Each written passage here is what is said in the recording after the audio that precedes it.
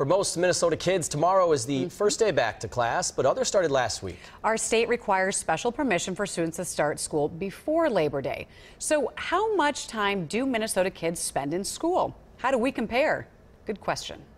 So are you excited to go to school? Yeah. No. I'm excited to do math. About a month ago, he was ready to go back to school. Remember? Yeah. And then now it's getting closer and I don't want to go.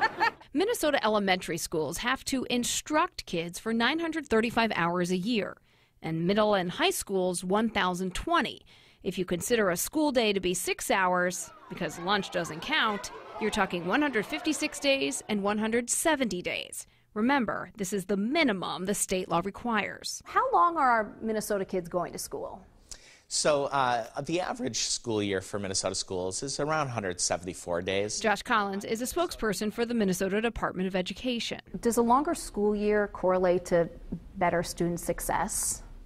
There's really, research looks at that differently. The research is mixed. One of the risks of the summer is the summer slide. it's too much of a break in the summer. They kind of lose what they learn. We also know that there are learning opportunities in the summer. A lot of gardening and a lot of exploring across the state. Really opportunities for kids to be kids, which can be very valuable. 32 states and Washington, D.C. require a minimum of 180 instruction days. Wisconsin requires middle and high school students the hourly equivalent of 190 days. Why is ours less? Yeah, that's a really good question. I think here in Minnesota we have a strong tradition of having our summers for our tourism industry. He points to the state fair and that some older Minnesota schools don't have air conditioning. Especially at this age, I think they're getting what they need. So would you like to go to school more days? You would? No.